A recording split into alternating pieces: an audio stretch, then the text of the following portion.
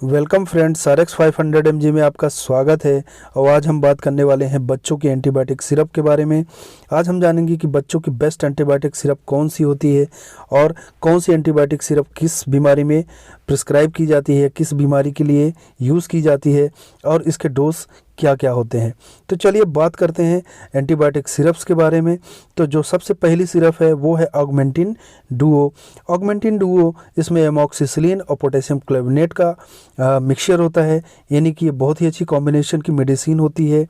इस सिरप का यूज़ सबसे ज़्यादा किया जाता है रिस्पायरेटरी ट्रैक इन्फेक्शन में। कहने का मतलब ईयर, नोज, थ्रोट यानी नाक कान गले के इन्फेक्शन में, टॉन्सिल्स में, उसके साथ साथ जो लंग्स है, लंग्स के इन्फेक्शन में, उसके अलावा यूटीआई इन्फेक्शन यानी यूरिनरी ट्रैक इन्फेक्शन में भी इसका यूज़ किया जाता है। आँखों में अगर कोई इन्फेक्शन है तो उसमें भी किया जाता है। यानी ये सॉफ्ट टिश्यूज़ के जो इन्फेक्शन होते हैं उसमें बहुत ही ज़्यादा इफ़ेक्टिव होती है। तो इस तरीके से इन कुछ बीमारियों में ऑगमेंटिन डुओ का यूज़ किया जाता है। अगली सिरप की बात करते हैं, वो है मोनोसेफ ओ। ये दो तरीके के डोजेज में आती है, यानी मोनोसेफ O50 और मोनोसेफ 100। अब बात करते हैं इसमें जो कंटेंट होता है वो होता है सिफोडोक्सिम। ये बहुत ही अच्छा एंटीबायोटिक होता है। इसका जो यूज़ किया जाता है ज़्यादातर जो इन्फेक्शन होते हैं, नाक कान गले में जो इन्फेक्शन होते हैं, उसके साथ साथ यूटीआई इन्फेक्शन में भी इसका यूज़ किया जाता है। इसके अलावा इसको लंग्स इन्फेक्शन में भी इसका यूज़ किया जाता है। मल्टीपल बैक्टीरियल इन्फेक्शन में भी इसका यूज़ किया जाता है।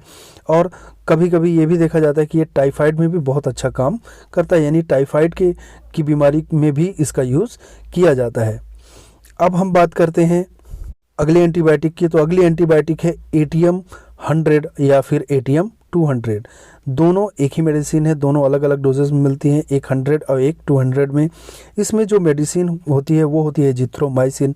ये बहुत ही अच्छी मेडिसिन होती है और इसका जो यूज़ होता है, जिन बीमारियों में यूज़ किया जाता है वो है सॉफ्ट टिश्यूज़ के इन्फेक्शन में। कहने का मतलब नाक कान गले के इन्फेक्शन में अगर कुछ कहीं इन्फेक्शन होता है तो ATM का यूज़ किया जाता है।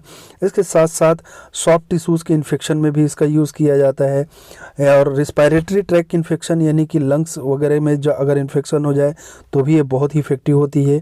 उसके साथ साथ ये इसका यूज़ यूटीआई इन्फेक्शन या यूरिनरी ट्रैक इन्फेक्शन में भी बहुत ज़्यादा इसका यूज़ किया जाता है। इसके अलावा ये टाइफाइड फीवर में भी काफ़ी इफ़ेक्टिव होती है। अब बात करते हैं अगले सिरप की। तो अगली जो सिरप है वो है जीफी 50। ये जीफी 100 में भी आती है, तो ये दोनों डोजेज में मिलती है। तो जीफी, इसमें होता है सिफिक्जिम। सिफिक्जिम बहुत ही अच्छी एंटीबायोटिक होती है, ब्रॉड स्पेक्ट्रम एंटीबायोटिक होती है। तो इसका यूज़ जो किया जाता है, ज़्यादातर देखा जाता है कि इसका यूज़ आँख कान गले के इन्फेक्शन में, कान के इन्फेक्शन में भी इसका यूज़ किया जाता है। इसके अलावा टाइफाइड में ये बहुत ही इफ़ेक्टिव होती है। इसके अलावा जो है यूरिनरी ट्रैक इन्फेक्शन में भी अगर कोई इन्फेक्शन हो जाता है, यूटीआई इन्फेक्शन में भी इसका यूज़ बहुत ज़्यादा किया जाता है। तो इस तरीके से जीफी एक बहुत ही अच्छी एंटीबायोटिक होती है, बहुत ही इफ़ेक्टिव होती है। तो जीफी का यूज़ किया जाता है बहुत ज़्यादा। इस जो मेडिसिन है वो है O2M। O2M इसमें ओफ्लॉक्सासिन और मेट्रोनिडाजोल होता है। दो मेडिसिन का कॉम्बिनेशन होता है। ज़्यादातर इसका जो यूज़ होता है वो इंटेस्टाइनल इन्फेक्शन में किया जाता है। डायरिया और डिसेंट्री की कंडीशन में इसका यूज़ किया जाता है। बहुत ही इफ़ेक्टिव मेडिसिन होती है। और जो स्किन इन्फेक्शन होते हैं उसमें भी ये काफ़ी इफ़ेक्टिव होती है।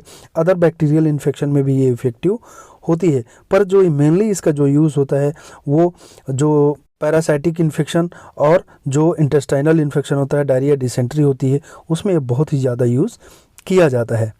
अब ओवरऑल इन सारे एंटीबायोटिक्स के जो डोजेज़ हैं उन डोजेज़ को अब लास्ट में दिया जाएगा।